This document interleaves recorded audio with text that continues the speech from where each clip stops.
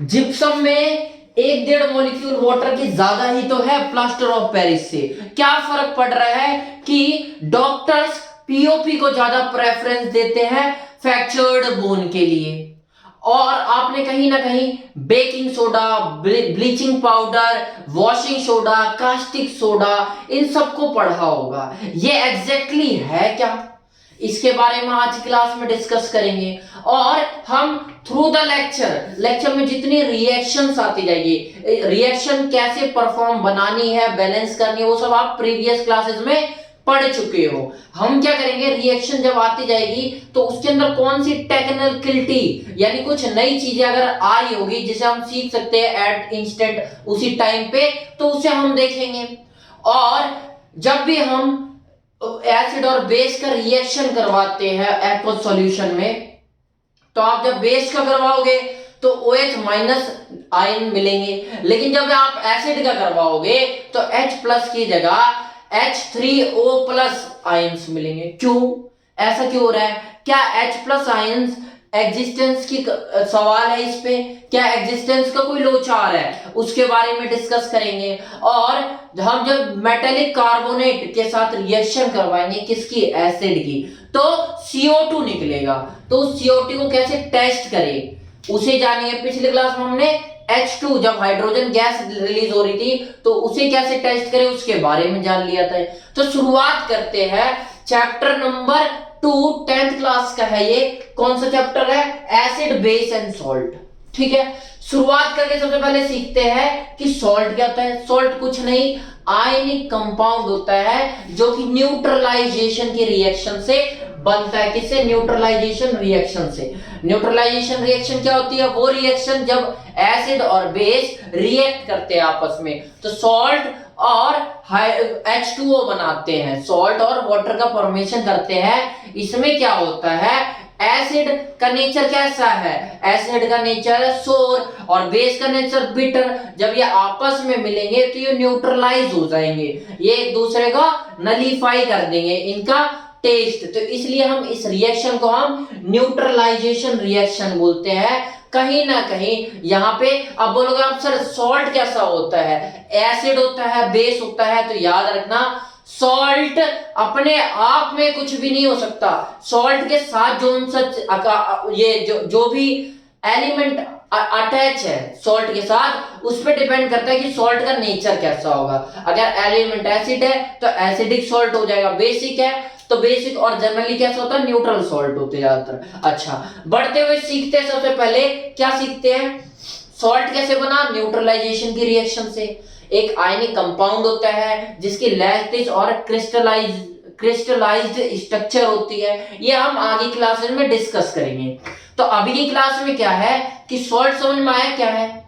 Salt से हमें पढ़ना है कि सॉल्ट से कौन कौन से रसायन, कौन कौन से केमिकल्स आए, इनके बारे में पढ़ेंगे। तो स्टार्ट करते हैं। सॉल्ट जो सॉल्ट होता है उससे बहुत सारे केमिकल्स आते हैं, लेकिन हमारे सिलेबस में 5 टाइप के केमिकल्स दे रखे हैं। कौन कौन से?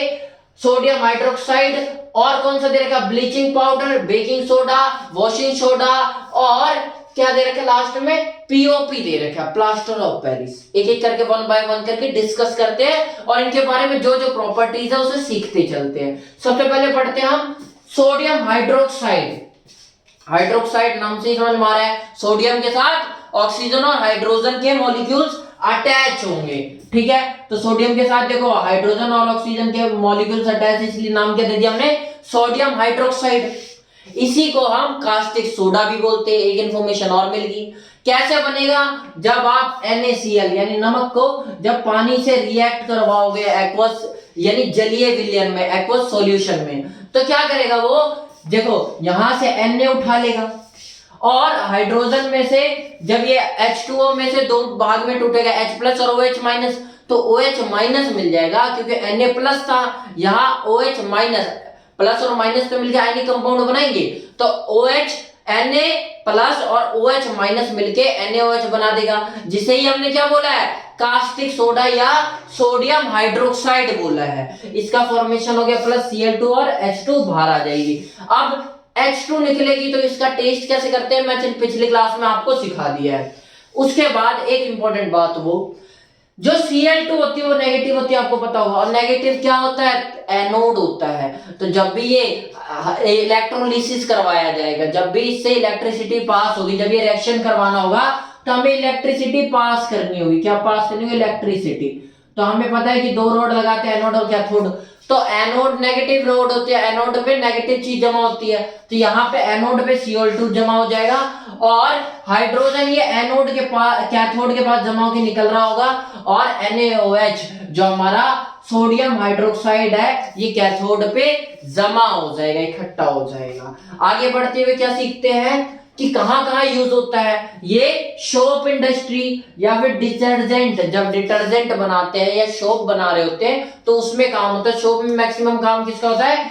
NaOH का ही होता है। और कहां होता है? और ऑयल रिफाइनरिंग, जो ऑयल, जो तेल रिफाइन करे जाते हैं, या फिर पीवीसी जो बनते हैं, जो प्लास्टिक होते हैं, या फिर पेपर इंडस्ट्री होती है, उसके अंदर भी इसका यूज होता है। किसका? सोडियम हाइड्रोक्साइड का। और कहां होता है? और पेस्टिसाइड में यूज होता है। ज्यादा इंफॉर्मेटिव लेक्चर है, इसीलिए ही मैंने पहले ही लिखकर आपको डायरेक्ट समझाने की कोशिश करो। जो मेन पॉइंट है वो समझते जाओ और आगे बढ़ते जाओ। पेस्टिसाइड की तरह भी यूज होता है। किसका? Caustic soda. कास्टिक सोडा का दूसरा नाम क्या था? Sodium hydroxide. दूसरे केमिकल को पढ़ते हैं। दूसरा केमिकल कौन सा था? हमारा ब्लीचिंग पाउडर। ब्लीचिंग पाउडर कैसे बना? पहले देख लो होता क्या है ब्लीचिंग पाउडर। ब्लीचिंग पाउडर होता है कैल्शियम ऑक्सीक्लोराइड। ऑक्सीजन है तो ऑक्सीक्लोराइड। इसका दूसरा नाम भी आप बोल सकते हो। ऑक्सीजन से O2 होती है, लेकिन यहाँ पे कम है, कम है तो हाइपो। याद रखने का तरीका, हाइपो। तो आप इसे क्लोराइड की जगह क्लोराइड बोलोगे। उस टाइम क्या बोलोगे? कैल्शियम हाइपोक्लोराइड बोल दो, या फिर आप कैल्शियम ऑक्सीक्लोराइड बोल दो। टा और डी, इन दोनों में फर्क देख लेना आप। इसी को हमने क्या बोला है? Bleaching powder. ब्लीच, देखो नाई के पास जाते हो तो क्या बोलता है? ब्लीच कर दे, यानी आपको गोरा कर दे, सफेद कर दे। तो यानी कहीं ना कहीं ये, जैसे आपने पन्ना पढ़ा होगा, या जैसे पन्ने होते, ये वाली कॉपी है, तो ये कॉपी किस कलर की है? ब्लैक कलर की है। इसे ब्लीचिंग नहीं किया गया अभी अच्छे से। ब्लीचिंग करने के बाद ये व्हाइट पन्नों में कन्वर्ट हो जाएगी। जब ये सस्ती आती है, ब्लीचिंग पाउडर लगेगा तो इसमें ब्लीचिंग की प्रोसेस से ये कैसे हो जाएगी? व्हाइट हो जाएगी। हमें इतना समझ में आया। यानी पेपर इंडस्ट्री में भी इसका यूज होगा। किसका? ब्लीचिंग पाउडर का। तो पढ़ लेते हैं कैसे बनता है ये। जब हम लाइम वाटर मतलब चूने का पानी, चूने के अंदर पानी मिला दो और उसे छान के जो पानी आ गया उसे चूने का पानी बोल देंगे। चूने के पानी के अंदर जब हम क्लोरीन को डालते हैं तो ये क्या बना के दे देता है? Calcium oxychloride. कैल्शियम ऑक्सीक्लोराइड, जिसका ही नाम क्या होता है? Bleaching powder. ठीक है। प्लस पानी और छोड़ देता है, जिसे हम क्या बोलते हैं? H2O बोल देते हैं। कहां कहां यूज होता है? ब्लीचिंग में। ब्लीचिंग पाउडर किसके लिए यूज होगा? ब्लीचिंग के लिए यूज होगा। तो ब्लीचिंग मतलब व्हाइटनिंग करना, सफेदी करना। कॉटन और लाइनन इंडस्ट्री में, और वुड पल्प, जो लकड़ी के छिलके होते हैं, उसको भी ब्लीच करने में इनका यूज होता है। ब्लीचिंग पाउडर का कहां पे होगा? पेपर इंडस्ट्री में। मैंने आपको बताया अभी। उसके अलावा केमिकल इंडस्ट्री में ना ऑक्सीडाइजिंग एजेंट की तरह भी इसका यूज किया जाता है। उसके अलावा डिसइंफेक्टिंग ड्रिंकिंग वाटर, पानी के अंदर इंफेक्शन यानी इंफेक्टेंट ना हो उसके लिए भी डिसइंफेक्टेंट की तरह काम करता है ब्लीचिंग पाउडर।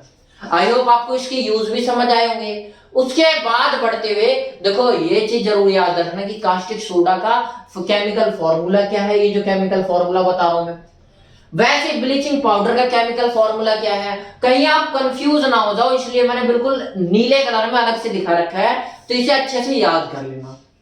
आगे बढ़ते हुए सीखते हैं हम बेकिंग सोडा। बेकिंग सोडा क्या होता है? Sodium hydrogen carbonate. अगर आपको हाइड्रोजन नहीं बोलना, मैंने बोला ना थ्रू आउट द लेक्चर जितने भी केमिकल रिएक्शंस हो रही होगी उसके अंदर कोई टेक्निकलिटी सीखनी होगी तो वो जरूर सीखेंगे हम। तो मैंने क्या बोला? NaHCO3, sodium hydrogen carbonate. Sodium hydrogen carbonate. जब इसमें हमें डायरेक्ट बोलना हो, तो अगर इसे ना लगाना हो, हाइड्रोजन को ना बोलना हो, तो हम इसकी जगह बाई का यूज कर लेते हैं, सोडियम बाइकार्बोनेट बोल देते हैं। तो आई होप आपको बाई का मतलब समझ में आया होगा।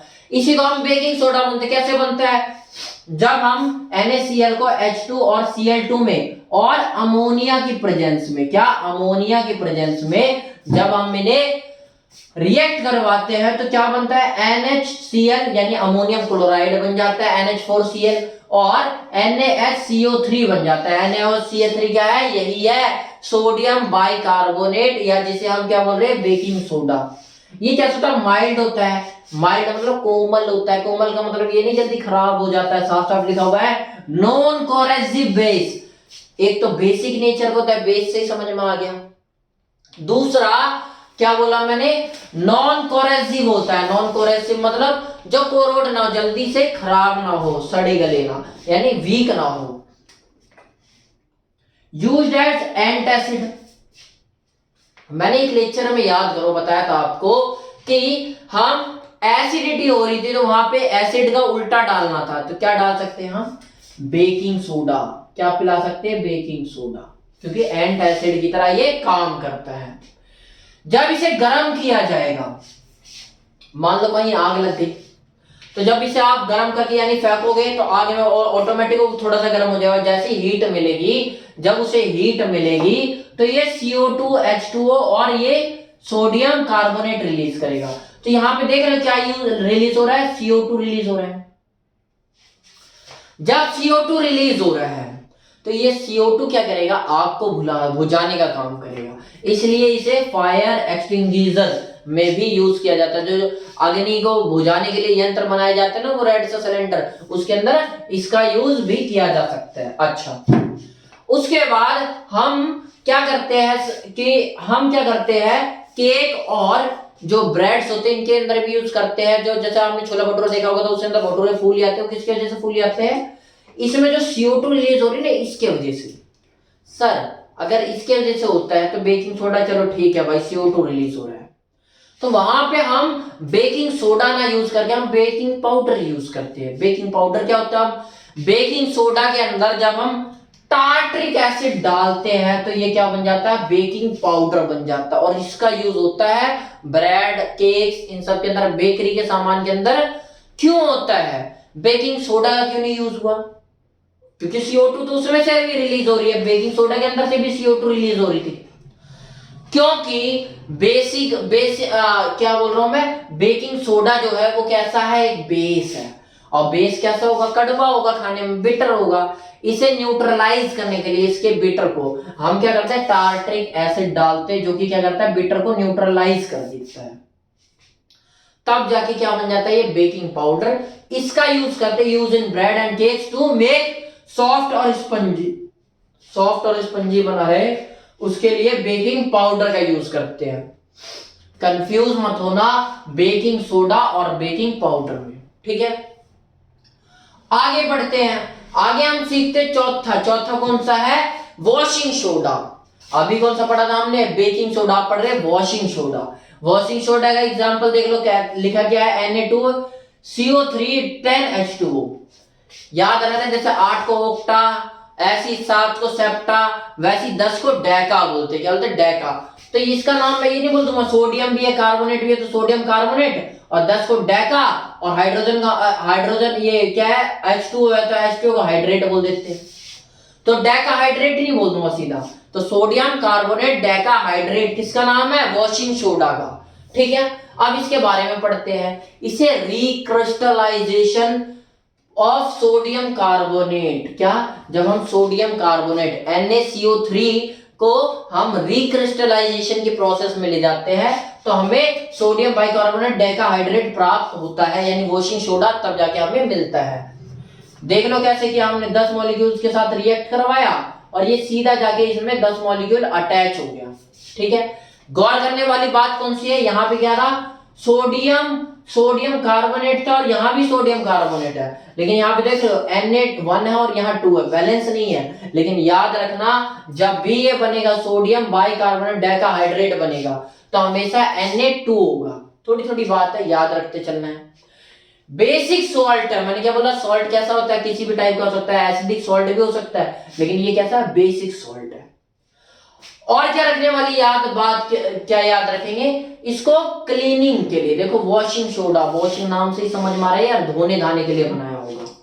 तो इसका यूज क्या होगा, मैन्युफैक्चरिंग ऑफ बोरेक्स। बोरेक्स क्या होता है, क्लीनिंग एजेंट होता है। जैसे सर्फ साबुन होता है, ऐसे ही घर में हाउस होल्ड में यूज किया जाता है क्लीनिंग एजेंट की तरह। किसको? बोरेक्स को। तो बोरेक्स बनाने में वाटर ज्यादा हार्ड है तो उसे रिमूव करने में, यानी removing of hardness of water, water के हार्डनेस को रिमूव करने में काम आएगा।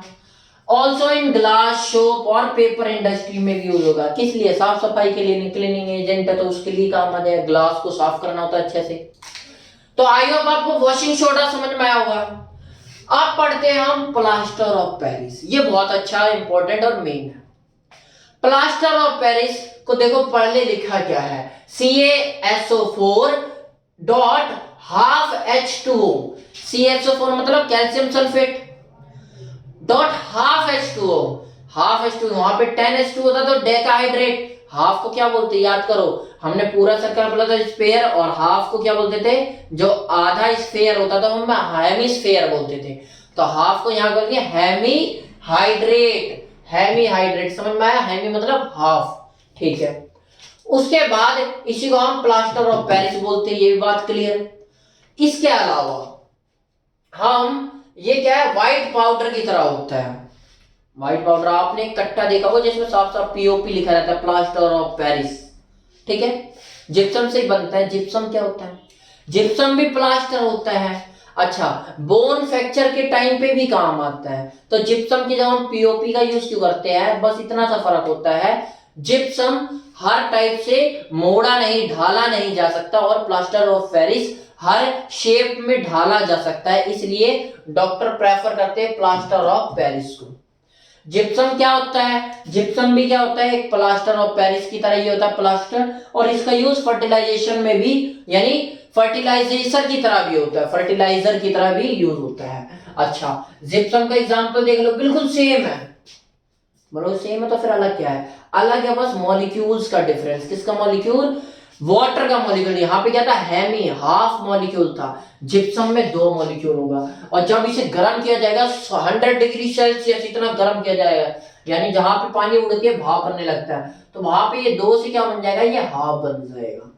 क्या होगा? यहाँ पे वाटर मॉलिक्यूल जो 2 है वो हाफ में कन्वर्ट हो जाएगा। देख लो, हाफ में कन्वर्ट हो गया। इसी को क्या बोलते थे हम? POP। क्या ये इरिवर्सिबल रिएक्शन है या रिवर्सिबल रिएक्शन है? तो याद रखना ये रिवर्सिबल रिएक्शन है, यानी इसे उल्टा भी बनाया जा सकता है। वापस जिप्सम, इसके अंदर पानी ऐड कर दोगे बाय एडिंग वाटर अगेन, इसे जिप्सम बनाया जा सकता है। किसे? Plaster of Paris. तो क्या प्लास्टर ऑफ पेरिस को जिप्सम बनाया जा सकता है? बिल्कुल बनाया जा सकता है, ठीक है। अब प्लास्टर ऑफ पेरिस के यूज देख लो। वही बात बता दिया मैंने, फ्रैक्चर्ड बोन को सपोर्ट करने के लिए डॉक्टर रिकमेंड करते हैं कि इसका यूज करो। Doctor uses it to support fractured bone because of its high and easily moulding capacity. इसकी जिप्सम से अच्छी मोल्डिंग कैपेसिटी होती है, इसलिए इसका यूज करते हैं फ्रैक्चर्ड बोन को सपोर्ट प्रोवाइड करने के लिए। इसके अलावा for making surface smooth, simple सी बात है यार। क्या बोला मैंने? व्हाइट पाउडर है तो ये स्मूथ सरफेस बनाने के भी काम आएगी, जैसे प्लास्टर में काम आएगी। अगर रफ होता है ये, तो जब प्लास्टर करते तो ये हाथों पे भी तो चुभता, तो यानी स्मूथ होगी, तो स्मूथ सरफेस बनाने के लिए भी काम आएगी। इसके अलावा टॉयज बनाने के लिए, जो मिट्टी के खिलौने तुम सबको बनाने के भी काम आएंगे, उनपे स्मूथनेस लाने के लिए। और ये सारे खिलौने किस काम आते हैं? डेकोरेशन के काम आते हैं, सजावट के काम आते हैं। तो मैंने और भी अदर डेकोरेशनल मटेरियल्स के भी काम आ जाता है POP। आई होप आपको समझ में आया होगा। इसके अलावा हम पढ़ते हैं कुछ रिएक्शंस। मैंने आपको रिएक्शंस 1-2 करवा भी दी थी, कुछ बच गई तो उसे करते हैं। उन्हें अलग से क्यों करवा रहा? क्योंकि इतनी इंपॉर्टेंट नहीं है, ऐसा देखते जाना है। बिल्कुल भैया एसिड बेस की रिएक्शन है, बस पागल बना दिया अलग अलग नाम देके। जैसे reaction of non metallic oxide with base. Non metallic oxide होते कैसे? नेचर में एसिड होते हैं। बना क्या देंगे भाई? बना देंगे सॉल्ट प्लस वाटर। तो वही है, क्या दिखा है कि जब नॉन मेटेलिक ऑक्साइड बेस के साथ रिएक्ट करेगा तो क्या बना देगा? सॉल्ट प्लस H2O, यही तो लिखा हुआ है। एग्जांपल देख लो, नॉन मेटेलिक ऑक्साइड कौन से हैं? जैसे कैल्शियम हाइड्रोक्साइड, ये क्या है? नॉन मेटेलिक ऑक्साइड है। जब ये रिएक्ट करेगा तो क्या बना देगा? CO3 प्लस H2O बना देगा। सॉल्ट प्लस वाटर बना देगा। ठीक है, आगे बढ़ के क्या सीखते हैं, आगे बढ़ के हम क्या करते हैं, एसिडिक इन नेचर था, समझ रहे हो बात को, मैंने क्या बोला, नॉन मेटेलिक ऑक्साइड क्या था, एसिडिक इन नेचर, तो आपको पता है क्या देगा ये, सॉल्ट प्लस हाइड्रोजन ये O2 दे देगा। उसके बाद आगे बढ़ के हम सीखते हैं reaction of with metallic oxide. अभी नॉन मेटेलिक ऑक्साइड था तो कैसा था, वो था एसिडिक इन नेचर, तो अब मेटेलिक ऑक्साइड है तो उल्टा हो जाए ना, बेसिक इन नेचर, और बेसिक इन नेचर भी क्या दे देगा, वही दे देगा HCl। देख लो HCl प्लस CaO, जब इन सबको मिलाओगे, HCl क्या है, एसिड है, और एसिड को जब बेस में, किसमें, बेस में, CaO कैल्शियम ऑक्साइड एक स्ट्रॉन्ग बेस है ये, जब इसके साथ मिलाओगे तो क्या बना देगा, CaCl2 यानी calcium chloride plus H2। Calcium chloride है क्या, सॉल्ट है, सॉल्ट प्लस वाटर दे दिया, अभी वही काम कर दिया। बार बार न्यूट्रलाइजेशन रिएक्शन को घुमा फिरा के बता रहे हैं बस, इसलिए मैंने एक एक लाइन में लिख दिया, will give salt plus H2O, वही दे देगा वापस। उसके बाद बढ़ते जब each other reaction with each other, जब एसिड बेस को रिएक्ट करवा देंगे इस तरह यानी एक दूसरे के साथ, तो क्या करेगा, वही चीज दे देगा, सॉल्ट प्लस वाटर, बिल्कुल सेम बात है, सॉल्ट प्लस वाटर। जैसे एग्जांपल दे दिया HCl जो कि एसिड है, उसके अलावा NaOH सोडियम हाइड्रोक्साइड बेस है, जब एसिड और बेस को मिलाएंगे तो देखो यहां से H निकल जाएगा और यहां से OH, तो H2O बना गया, बचा क्या Na, यहाँ पे बचा क्या, Na और Cl प्लस Na बच गया, और NaCl बना लेगा तो NaCl प्लस H2O बन जाएगा। इसी प्रोसेस को हम न्यूट्रलाइजेशन रिएक्शन कहते हैं। इसके अलावा एक चीज और जान लेते हैं, इन एक्वस या वाटरी सॉल्यूशन में एसिड और बेस का क्या होता है। एसिडिक सॉल्यूशन में एसिड जो होता है, जब एसिड जैसे HCl है, जब हाइड्रोजन, जब एक्वस सॉल्यूशन या वाटरी सॉल्यूशन में डालोगे तो यहां से H प्लस रिलीज होगा, लेकिन H plus due to not stable element, ये स्टेबिलिटी नहीं गेन कर सकता, इसलिए ये किसके, हाइड्रोजन के साथ, इसका जो H प्लस है वो जाके H2O के साथ मिलके H3O प्लस बना लेगा, और इसमें ये एग्जिस्ट करेगा, H प्लस में एग्जिस्ट नहीं करेगा। लेकिन OH माइनस के साथ दिक्कत नहीं है, तो जब हम बेस को हाइड्रोजन वाटर में डालेंगे तो ये बेस किसमें, OH माइनस आयन में टूट जाएगा और ये एग्जिस्ट करता है, H प्लस आयन नहीं कर पाता और ये करता है, इसकी स्टेबिलिटी अच्छी खासी होती है। आगे बढ़ते हुए क्या सीखते हैं, एक और ऐसी reaction of acid with metal carbonate या metal hydrogen carbonate, metal carbonate या हाइड्रोजन कार्बोनेट, इसके साथ देख लेते हैं। अब एक बात दो, मेटल कार्बोनेट याद रखना कैसे होते हैं, बेसिक इन नेचर होते हैं। तो एक चीज तो आपको समझ में आ गई होगी, बेस की क्या एसिड के साथ रिएक्शन हो पाएंगे, इसलिए मैंने क्या बोला, रिएक्शन ऑफ एसिड विद इसके साथ, ये नहीं बोला रिएक्शन ऑफ बेस, बेस की रिएक्शन बेस के साथ कैसे होगी, नहीं हो सकती, इसलिए reaction of acid with metal carbonate, metal carbonate कैसे होते हैं, बेसिक इन नेचर होता है। क्या दे देगा, वही दे देगा जो अभी लग देता है, क्या, सॉल्ट प्लस वाटर, लेकिन एक चीज और दे देगा, CO2, और CO2 की टेस्टिंग कैसे होगी इसे सीखना हमें। पहले देख लो, एसिड है यहाँ पे HCl, और जब इसे किसके साथ, मेटल कार्बोनेट के साथ, मेटल क्या है, सोडियम है यहाँ पे, कार्बोनेट के साथ रिएक्ट करवाया गया, तो ये क्या दे देगा, NaCl जो कि सॉल्ट है, प्लस CO2 प्लस H2O दे देगा। ऐसी जब मेटल हाइड्रोजन कार्बोनेट के साथ या बाइकार्बोनेट के साथ रिएक्ट करवाएंगे तो भी सेम दे देगा, वही चीज दे रहा है, बिल्कुल सेम, देख रहे हो, H2O सॉल्ट और प्लस CO2। अब CO2 का पता कैसे करें, टेस्ट कैसे करें, टेस्टिंग लिखी हुई है यहाँ पे, कैसे करेंगे हम टेस्ट, पहले चूने का पानी ला लो, चूने का पानी मतलब चूने के अंदर पानी मिला दो, उसके पानी को छान लो, तो जो बन के आया वो चूने का पानी है। तो आपने बहुत जगह लेबोरेटरी में देखा होगा कि लाइम वाटर के अंदर क्या करते हैं, एक पाइप डालते हैं और फूंक मारते हैं, जब तेज फूंक मार रहे होते हैं तो क्या होता है, हमें पता है कि हम क्या सोचते हैं कि कार्बन डाइऑक्साइड ज्यादा मात्रा में छोड़ते हैं, तो जब हम कार्बन डाइऑक्साइड छोड़ेंगे, CO2 छोड़ेंगे, तो क्या होगा, लाइम वाटर जो होगा वो मिल्की हो जाएगा, मिल्की मतलब वाटरी कलर का। अभी तक कैसा होगा, ये कलरलेस होगा, स्टार्टिंग में वो लाइम वाटर कैसे होगा, कलरलेस होगा, जिसका कोई कलर नहीं होगा। लेकिन जब CO2 बाय माउथ, जब मुंह से आप दोगे तो क्या हो जाएगा, ये मिल्की वाटर में बदलने लग जाएगा। आप एक्सपेरिमेंट करके देख लेना, मिल्की कलर यानी सफेदी रंग का हो जाएगा, ठीक है, प्लस H2O छोड़ेगा। तो आपको जब ये मिल्की कलर का हो जाएगा तो आप बोलोगे हेंस प्रूव, ये प्रूव हो गया कि हाँ भाई इसके अंदर CO2 निकल रही है, CO2 निकलने की वजह से ये मिल्की कलर का हो रहा है, ये रिएक्शन करके दिखा दोगे। उसके बाद अब मान लो दिए जा रहे ऑक्सीजन पे ऑक्सीजन, आप मुंह से हवा छोड़े जा रहा है, हवा के अंदर क्या निकल रहा है, CO2 निकल जा रहा है। जब CO2 एक्सेस मात्रा में, ज्यादा मात्रा में हो जाएगा तो देखो ये दोनों प्रोडक्ट तो मिले थे, कैल्शियम कार्बोनेट प्लस ये H2O तो मिल ही गया था। इसके साथ आप एक्सेस में किसे प्रोवाइड कर रहे हो, CO2 को। जब एक्सेस में CO2 को प्रोवाइड कर दोगे तो आपको समझ में आएगा कि ये कन्वर्ट होके किसमें बन जाएगा, कैल्शियम, ये कैल्शियम हाइड्रोजन कार्बोनेट, ये 3 वाला ऐसे ब्रैकेट का कुछ स्ट्रक्चर बन जाएगा।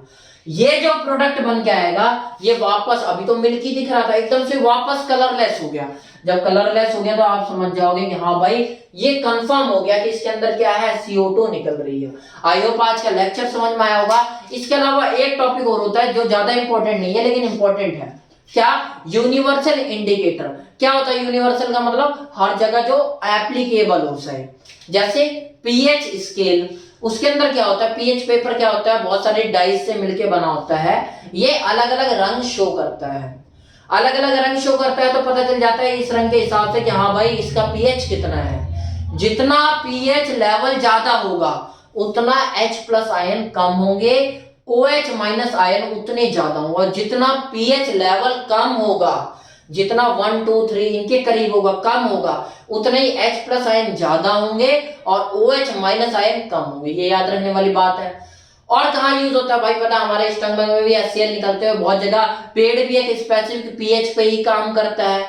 और बहुत सारी चीजें जैसे हमारी बॉडी की जितने एंजाइम होते हैं वो 7 से लेके 7.8 पीएच लेवल पे ही अच्छे से वर्क कर पाते हैं।